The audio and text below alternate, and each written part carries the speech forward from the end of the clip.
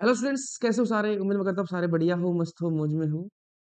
Lab assistant 2026 का notification जारी हो चुका है। क्या बदलाव है, क्या नहीं है, जो हमें पहले से बातें पता थी, सबकी बात करेंगे। फॉर्म कब से स्टार्ट है तो मैं पहले ही बता देता हूँ, 27 तारीख से आपके फॉर्म स्टार्ट है, 25 फरवरी तक फॉर्म चलेंगे। अभी यहाँ 27 जनवरी से 25 फरवरी। अब बात करेंगे, ये तो भैया हमें पता था। क्या पता नहीं है? RS-CID क्या चक्कर, कंप्यूटर वाले कोर्स का क्या चक्कर है कि कौन सी पोस्ट में लागू होगा, क्या सैलरी है, सब कुछ नोटिफिकेशन में दिखाया हुआ है, कौन से जिले में कितनी पोस्ट है, सिलेबस में क्या बदलाव है, एक-एक चीज़ों की बात करेंगे। ध्यान से मेरी बातों को सुनिएगा और समझिएगा। बात स्टार्ट होती है भैया यहाँ से कि पहले बात करें, अलग-अलग डिपार्टमेंट्स हैं, उनके अंदर अलग-अलग आपकी पोस्ट आई है। जैसे बात करूँ मैं माध्यमिक शिक्षा विभाग, स्कूल की बात हो रही है यहाँ पर, ठीक है? तो स्कूल डिपार्टमेंट के अंदर जो आपकी पोस्ट आई है, प्रयोगशाला सहायक, लैब असिस्टेंट अंग्रेजी में, ये ग्रेड 3 की नौकरी होगी, 3rd ग्रेड है। ठीक है? ये समझ में आ गया, ग्रेड 3 की नौकरी है। 418 पोस्ट है आपकी नॉन टीएसपी एरिया के अंदर, गैर अनुसूचित क्षेत्र के अंदर, और टीएसपी के अंदर आपकी 82, टोटल आपके 500 पोस्ट जो है वो स्कूल डिपार्टमेंट के अंदर है, स्कूल के अंदर है, लैब असिस्टेंट की। कृषि विभाग में कितनी है तो वो आपकी 32 पोस्ट है। संस्कृत शिक्षा विभाग के अंदर आपकी 17 पोस्ट है। राज्य विधि विज्ञान प्रयोगशाला, यहाँ पर आपके फोरेंसिक डिपार्टमेंट की पूछे तो 31 आपकी पोस्ट हो जाएंगी, है ना? और आपकी कनिष्ठ प्रयोगशाला सहायक 68, ये अलग-अलग आपकी यहाँ पर पोस्ट दे रखी है, अलग-अलग डिपार्टमेंट्स हैं, उनके अंदर अलग पोस्ट है। कुल मिला के बात करें अपन तो लगभग 804 आपकी, लगभग क्या 804 पोस्ट आपकी आई है लैब असिस्टेंट के लिए। अच्छा, अब इनका एलिजिबिलिटी क्राइटेरिया जो है वो 1-2 पोस्ट का डिफरेंट है, वो अपन आगे बात करेंगे। आइए ध्यान से सुनिएगा। अब एक इम्पोर्टेंट बात अपने लिए ये हो गई। अब यहाँ पर आवेदन कैसे करना है? बहुत सारे बच्चे पूछ रहे थे कि भैया इसको फॉर्म को भरना कैसे है? फॉर्म को भरने 27 तारीख से जैसे फॉर्म चालू हो जाएगा, आपके लिए एक डिटेल्ड वीडियो आ जाएगी, इसमें स्टेप बाय स्टेप अपन बात करेंगे कैसे आपको ओटीआर करना है, कैसे आपको जो है ये फॉर्म फिल अप करना है, वो सारी बातें उस वीडियो के अंदर आपको स्टेप बाय स्टेप आपको बता दी जाएँगी। ठीक है? चलिए, यहाँ पर अब पूरी लिखी हुई है, आवेदन की प्रक्रिया यहाँ पर लिखी हुई है, ये पढ़ के कर पाओ वेल एंड गुड, वीडियो में आपको हम बता देंगे। क्या आपकी देखो यहाँ पर लिखा हुआ है कि कितने पैसे किसको देने हैं फॉर्म के लिए, तो फॉर्म के लिए आपके ₹400 हैं, किसके लिए? एससी, एसटी इनके लिए, है ना? और ओबीसी के लिए, बाकी जो सामान्य वर्ग से आते हैं, उनके लिए ये आपका ₹600 है, ठीक है? Non creamy layer OBC NCL में जो है उनके लिए ये 400 है, और ओबीसी जो है जो क्रीमी लेयर में आते हैं उनके लिए ₹600 पोस्ट है। ₹600 आपके लगेंगे फॉर्म के। ये बात हो गई। चलिए अब थोड़ी-सी अपन बात करेंगे नीचे। यहाँ पर आपको जिले वाइज़ जो है यहाँ पर आपको पोस्ट देखने के लिए मिलेंगे। जैसे अजमेर में 8 पद दिखा रखे हैं, अलवर में 8 है, बाड़मेर में 2 है, भीलवाड़ा में 29 है, बीकानेर में 22 है। ऐसे आपको जिले वाइज़ यहाँ पर आपके लिख रखे हैं। ये आपको बहुत छोटा टेक्स्ट है, आपको नहीं दिखेगा, लेकिन आपको नोटिफ़िकेशन की पीडीएफ मिल जाएगी, तो उसमें आपको देखने के लिए मिल जाएँगी चीज़ें। ठीक है? ये अपने लिए अब जो इम्पोर्टेंट बातें हैं अपन उन पे चलते हैं। ठीक है? यहाँ पे आपकी स्पोर्ट्स से रिलेटेड कुछ बातें हैं, लेकिन अपन जो मेन बातें हैं उन पे अपन आ जाएँगे। इधर आओ। हुँ, चलिए इधर आओ। अब यहाँ पर आपको जो डॉक्यूमेंट्स वगैरह हैं, जैसे आपको ईडब्ल्यूएस है तो उसके पास में लेटेस्ट वाला होना चाहिए, ठीक है?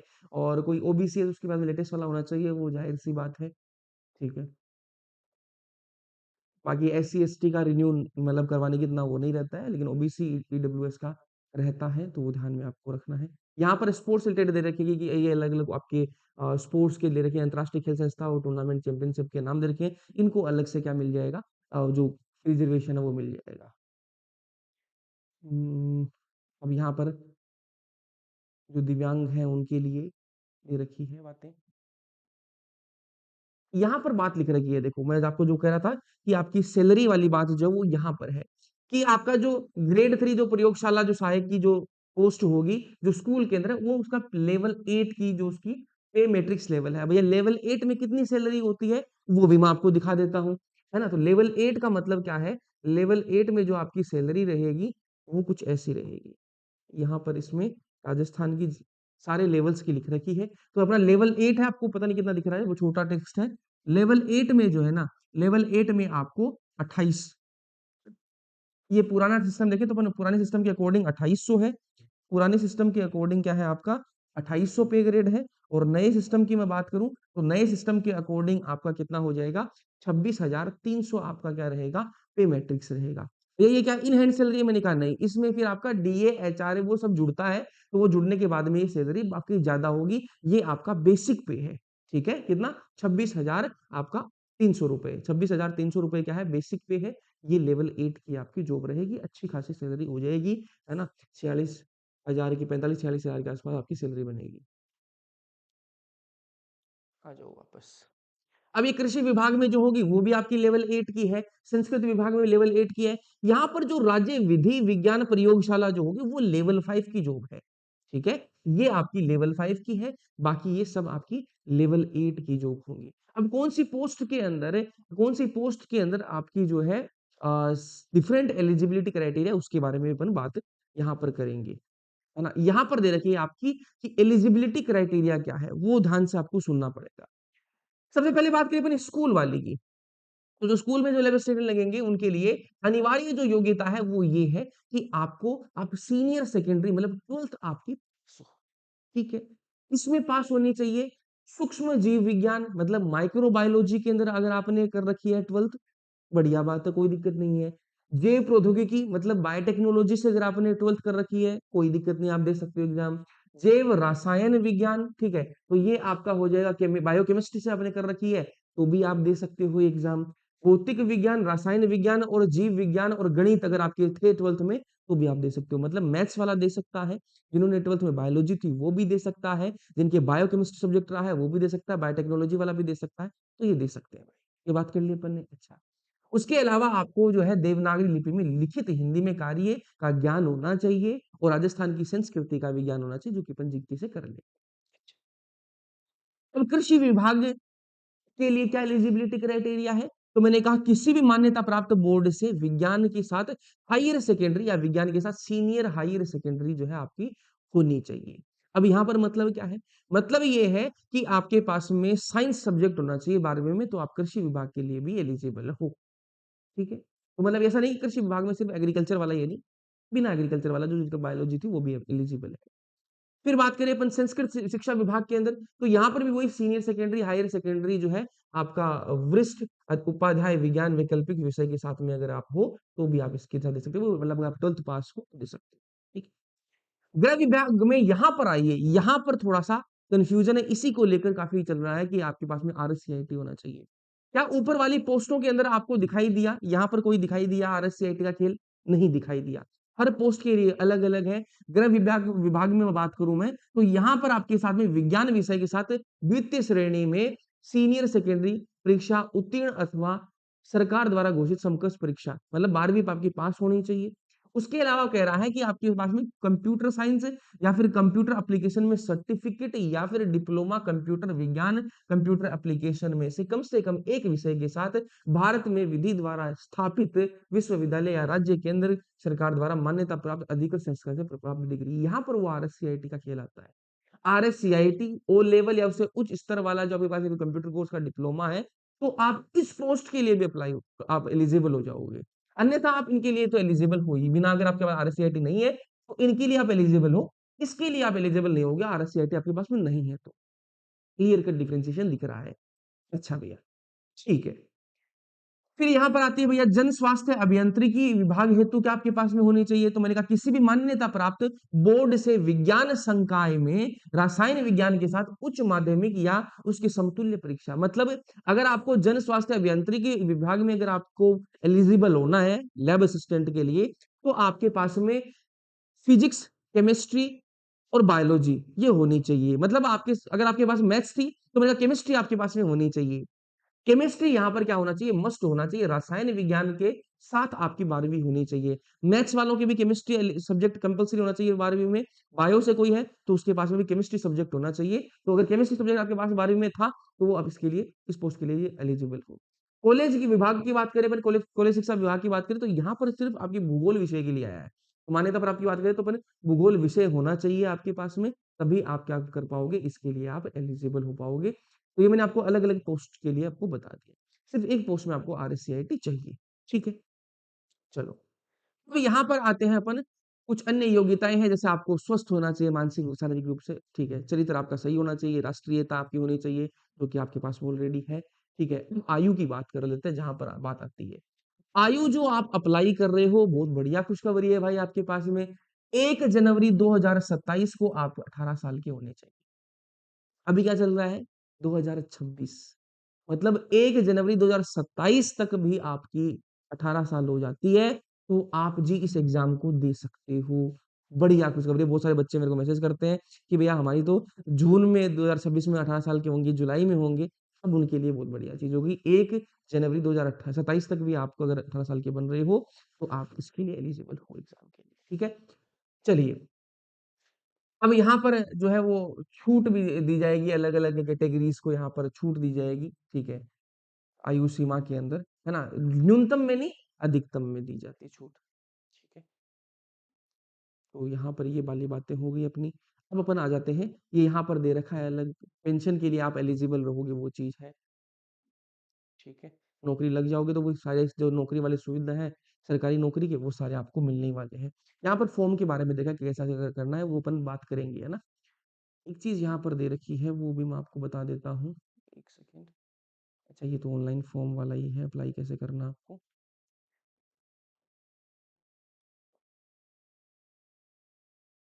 ये यहाँ पर डिसेबिलिटी के लिए दे रखा है कि जो डिसेबल कैंडिडेट्स हैं, उनको कितनी डिसेबिलिटी होनी चाहिए, तो 40% से अधिक जो है आपकी डिसेबिलिटी जो वो दिखानी पड़ेगी, है ना? होनी चाहिए मतलब, तो वो आप एलिजिबल रहते हो। अब यहाँ पर अपन को सिलेबस से रिलेटेड अपन को बातें करनी है ना, बाकी बातें नॉर्मल है। बाकी बातें कि भई कैसे आपका फॉर्म भरना है, वो अपन जब फॉर्म स्टार्ट हो जाएँगे तब उस पे डिस्कस कर लेंगे। अब आती है परीक्षा की स्कीम पे आते हैं अपन, परीक्षा की क्या स्कीम रहेगी उसके बारे में बात करेंगे। तो पहले अंग्रेजी में लिखा हुआ है तो मैंने कहा 200 नंबर का आपका एक पेपर होगा। 2 घंटे आपको दिए जाएँगे उसके लिए। जैसे साइंस का पेपर आपको 200 नंबर का होगा। जीके का पेपर 200 नंबर का होगा। टोटल आपका पेपर आएगा 400 नंबर का पेपर आएगा। ठीक है? तो आपका 2 घंटे आपको दिए जाएँगे पेपर के लिए। पेपर में आपको 100 क्वेश्चन दिए जाएँगे जिनमें से आपको 1 क्वेश्चन जो है वो 2 नंबर का होगा। 100 क्वेश्चन आएँगे, 1 क्वेश्चन 2 नंबर का होगा तो 100 के डबल कितने हो जाएँगे आपके 200 नंबर का पेपर हो गया बस। अच्छा, नेगेटिव मार्किंग जो है वो भी एप्लीकेबल रहेगी इसके अंदर। For every wrong answer 1/3 of the mark prescribed. तो मतलब अगर आपकी कितनी वन आपकी दे रखी है 1/3 दे रखी है। 1/3 का मतलब क्या होता है वो समझिएगा ध्यान से। 2 नंबर का आपका क्वेश्चन है, अगर आप गलत करते हो 1 क्वेश्चन तो आपकी 0.66 नंबर जो है वो कट जाएँगे, ठीक है? 0.66 नंबर आपके जो है वो कट जाएँगे। तो ये आपकी 1/3 नेगेटिव मार्किंग हो गई। चलिए यहाँ पर जो है आपको wrong answer sell mean an incorrect answer और मल्टीपल आंसर्स, ठीक है? अगर आप गलत आंसर अगर फिल करते हो तो वो भी मतलब गलत ही माना जाएगा। उसके अलावा अगर आप ज़्यादा गोले भरते हो तो वो भी गलत ही माना जाएगा, मल्टीपल आंसर देते हो, ठीक है? तो यहाँ पर एक चीज़ और देख लीजिए, तो मिनिमम क्वालीफाइंग मार्क्स एग्ज़ाम के अंदर वो 40% आपके आने ही चाहिए, तभी आप क्वालीफाई हो माने जाएँगे एग्ज़ाम के अंदर। कट ऑफ की बात बाद में होगी, 40% से अब आप ऊपर हो, तब आप उस रेस में शामिल रहोगे एट लीस्ट, तो क्वालीफाई मार्क्स आपके 40% आपके होने ही चाहिए, ठीक है? फिर 5% का रिलैक्सेशन है एससी-एसटी के लिए, ठीक है? अब पेपर में आपको क्या चीज़ें मिलेंगी, ज्योग्राफिकल, हिस्टोरिकल अभी इसकी बात करेंगे अपन डिटेल में यहाँ पर दे रखा है आपका सिलेबस। पेपर 2 के लिए भी यहाँ बात लिखा है कि भाई 200 नंबर का पेपर होगा, 2 घंटे का टाइम मिलेगा, 100 क्वेश्चन आएँगे, 1 क्वेश्चन 2 नंबर का होगा, 1/3 आपकी नेगेटिव मार्किंग होगी, वो बात अपनी हो गई यहाँ पर। यहाँ पर भी आपको पहले पेपर में भी 40% नंबर लाने पड़ेंगे आपको, दूसरे पेपर में 40% लाने पड़ेंगे क्वालीफाई होने के लिए। ये कट ऑफ नहीं है, क्वालीफाई होने के लिए है ना? कट ऑफ और क्वालीफाई में डिफरेंस होता है। अब आइए सिलेबस क्या है? सिलेबस में मैं मोटा-माटी कहूँ आपको कोई बदलाव नहीं है। आइए देख लेते हैं। राजस्थान का इतिहास, संस्कृति, सामान्य ज्ञान में बात करें तो राजस्थान इतिहास के प्रमुख स्रोत, राजस्थान की प्रमुख आपकी सभ्यताएँ आ जाएँगी इसमें, प्रमुख राजवंश, उनकी उपलब्धियाँ, मुगल राजपूत संबंध आ जाएँगे, ठीक है? स्थापत्य कला की प्रमुख विशेषताएँ आ जाएँगी, महत्वपूर्ण किले, स्मारक और आपकी संरचनाएँ। राजस्थान की धार्मिक आंदोलन एवं लोक देवी-देवताएँ, मेले, त्योहार, लोक संगीत, लोक नृत्य, वाद्य यंत्र, आभूषण, राजस्थानी संस्कृति आ जाएगी, महत्वपूर्ण ऐतिहासिक पर्यटन स्थल आ जाएँगे, राजस्थान के प्रमुख व्यक्तित्व, ये सारी जो है आपकी जो सिलेबस आपके पास में 2022 वाला था, सेम वही सिलेबस है एज़ इट इज़। फिर आपका राजस्थान का भूगोल 16 टॉपिक है, पूरा का पूरा आपका राजस्थान का भूगोल दिया है, 16 टॉपिक जो पहले भी अपन को पता थे, वही आपके यहाँ पर भी है। राजस्थान की आपके करंट अफेयर दिए जाएँगे, सिर्फ राजस्थानी करंट अफेयर आपको आएँगे, पूरे इंडिया के नहीं आ रहे। बढ़िया। विश्व और भारत का सामान्य ज्ञान आपको पढ़ना है, उसके अलावा आपको शैक्षणिक मनोविज्ञान भी पढ़ना है, ये साइंस वाले बच्चों का आपका है, जीके का। अब आते हैं पेपर 2 में या क्या आएगा आपको, तो पेपर 2 में आपको सीनियर सेकेंडरी लेवल का ज्ञान होना चाहिए और विज्ञान का सेकेंडरी स्तर का भी ज्ञान होना चाहिए। 10वीं तक की लेवल की भी आपको, अगर आप, मैं कहता हूँ आप 11वीं-12वीं की साइंस पढ़ोगे ना, तो 9वीं-10वीं की आ जाती है, ठीक है।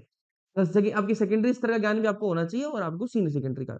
सीनियर सेकेंडरी के अंदर अपन आ जाते हैं, तो सीनियर सेकेंडरी के अंदर अलग-अलग वर्गीकरण कर रखा है। तो आपका पहला तो चैप्टर आता है, ये एल्गी फंजाई के बारे में पता होना चाहिए आपको, है ना? तो ये आपको दे रखा है, ये एज़ इट इज़ वही है। फिर अपन ने एक, मैंने आपको ये कहा था कि एनसीईआरटी में कुछ चैप्टर हट चुके हैं, तो वो आप शायद नहीं आएँगे, लेकिन वो दिए गए हैं भाई। जो आपके नहीं हटाए गए हैं, जो दिए गए हैं, जो मैंने नहीं करवाए, वो मैं करवाऊँगा सारे, ठीक है? तो यहाँ पर अपन बात करें ओस्मोसिस की, बात करें water absorption, ascent of shape, transpiration, ये जो टॉपिक्स थे, वो एनसीईआरटी में अब नहीं है। पहले हुआ करते थे, अब नहीं है, लेकिन यहाँ पर दिए गए हैं, तो अपन को पढ़ने हैं वो, है ना? फिर अपन आ जाते हैं, ये सारे जो टॉपिक्स हैं वही हैं आपके एनवायरमेंटल स्टडीज के अंदर, biotechnology, economic importance of plants, cell structure, ठीक है। उसके अलावा आपका जेनेटिक्स वाला चैप्टर है, क्लासिफिकेशन ऑफ एनिमल किंगडम, ठीक है, डाइजेशन, है ना। उसके बाद में आपका रेस्पिरेशन, एक्सक्रीशन, वो सारा चीज दे रखी है। फिर आपका सर्कुलेटरी सिस्टम दे रखा है, एंडोक्राइन सिस्टम दे रखा है, आपका नर्वस सिस्टम भी दे रखा है। नर्वस सिस्टम के अंदर आई, ईयर, ये एनसीईआरटी से हटा चुके हैं, लेकिन अपन को पढ़ने पड़ेंगे क्योंकि नए सिलेबस में आ गए हैं ये।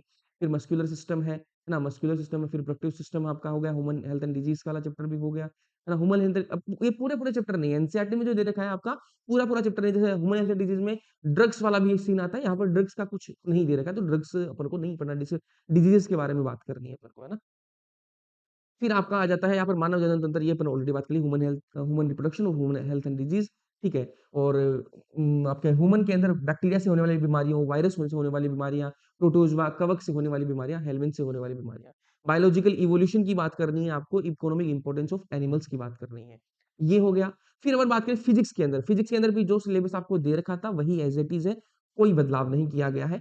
तो यहाँ पर dynamics of rigid body, torque, conservation, angular momentum, moment of inertia, simple geometrical आपके ऑब्जेक्ट्स है। थर्मोडायनामिक्स दे रखी है, ऑसिलेशन दे रखा है, वेव दे रखा है, इलेक्ट्रोस्टैटिक्स है, इलेक्ट्रिक करंट है, आपका ऑप्टिक्स है, एटम। अब ऑप्टिक्स के अंदर microscope, telescope, interference, diffraction, polarisation, polarimeter, ये सारी चीजें हैं, है ना। तो मतलब पूरा सिलेबस भी फ्रेगमेंटेड है, वैसे कि पहले जैसा था वही फ्रेगमेंटेड सिलेबस अभी भी है। एटम, न्यूक्लियाई और सेमीकंडक्टर 10 टॉपिक आपके फिजिक्स के रहेंगे। केमिस्ट्री में अपन आए तो पीरियोडिक टेबल और एटॉमिक आपका एटॉमिक प्रॉपर्टीज है, ठीक है। फिर यहाँ पर आता है आपका एटॉमिक प्रॉपर्टीज के अंदर ये सब टॉपिक्स भी आपको देखेंगे कौन-कौन से पढ़ने हैं इन टॉपिक्स के अंदर। एस ब्लॉक और पी ब्लॉक की बात करें, एनसीईआरटी में नहीं है, लेकिन यहाँ पर दिए हुए हैं तो अपन को पढ़ने पड़ेंगे। तो यहाँ पर पूरा लिखा हुआ है, ठीक है, कि कौन-कौन सा टॉपिक इसमें आपको पढ़ना है। केमिकल इक्विलिब्रियम है, फिर आपका आयोनिक है, फिर आपका गैसियस स्टेट है। गैसियस स्टेट में क्या पढ़ना है वो सारा आपको दिया रखा है, कि बॉयल्स लॉ पढ़ना है आपको, चार्ल्स लॉ पढ़ना है, अवोगाड्रोस लॉ पढ़ना है, डाल्टन्स लॉ पढ़ना है, सारा दे रखा है आपको। लिक्विड स्टेट है, फिर आपका सॉलिड स्टेट है विद इन सॉल्यूशन, फिर आपकी आ जाएगी ऑर्गेनिक केमिस्ट्री, जिसके अंदर आपको आईयूपीएसी देखना है, ठीक है। और फिर आपका हाइड्रोकार्बन्स है। अब आईयूपीएसी और यहाँ पर general properties of organic, GOC जिसको अपन कहते हैं, यहाँ पर आपको आईयूपीएसी है, टाइप्स ऑफ रिएक्शन आपको देखनी है, जिसमें सब्स्टिट्यूशन, एलिमिनेशन रिएक्शन, वो सारी आपको करनी है।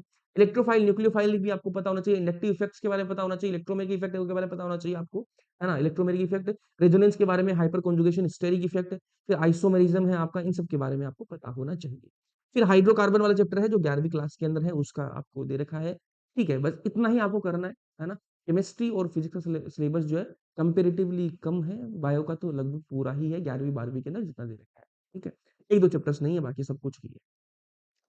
अब अपन आ जाते हैं जो भूगोल वाले बच्चे हैं उनके लिए आ जाते हैं। तो मैंने कहा यहाँ पर आपके लिए अच्छी बात है, जो पहले भी थी और अभी भी है, आपको करंट अफेयर नहीं आ रहा है इसमें, ठीक है। उसके अलावा आपको जो मनोविज्ञान है वो नहीं आ रही है आपको, है ना। उसके अलावा आपको यहाँ पर इंडिया का जो जीके है वो भी नहीं आ रहा, वर्ल्ड का जीके भी नहीं आ रहा, आपको सिर्फ क्या आ रहा है, सामान्य ज्ञान आ रहा है, राजस्थान का इतिहास आ रहा है, कला संस्कृति, साहित्य, परंपराएं, विरासत और असम का भूगोल, जो आपको वहां पर दे रखा था वही आपका सिर्फ राजस्थान का सिलेबस आपको पढ़ना, राजस्थान जीके।